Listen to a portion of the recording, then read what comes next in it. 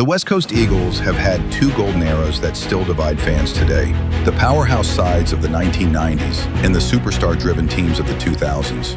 Both produced premiership glory, both were stacked with legendary players, but the question remains, which era was truly the best? Let's start with the 1990s. This was the era where West Coast announced themselves as a force on the national stage. They weren't just representing a club, they were representing an entire state. And they did it with ruthless dominance.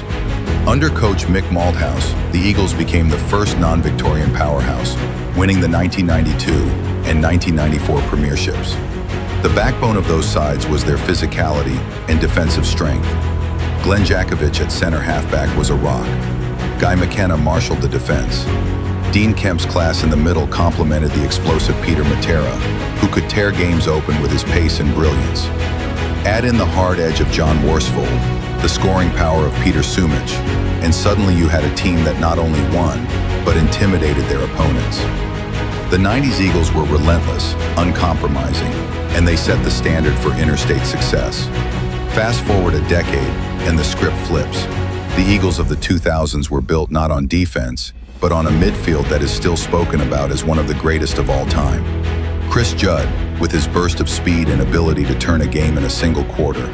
Ben Cousins, the ultimate workhorse, a Brownlow medalist and the heart and soul of the club. And Daniel Kerr, fearless, tough, and creative in the contest. This trio gave West Coast a midfield that could go toe-to-toe with anyone in history.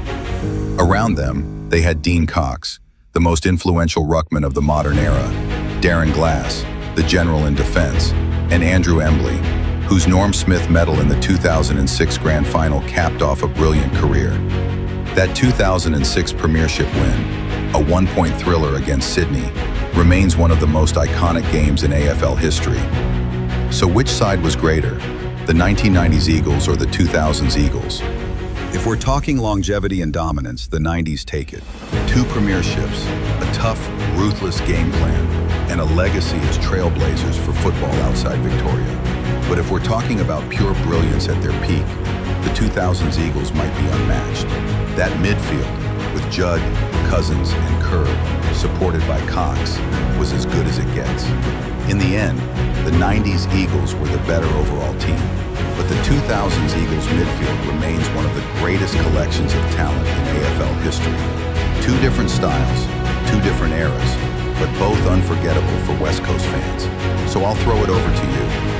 Which team do you think was better, the dynasty of the 90s or the stars of the 2000s?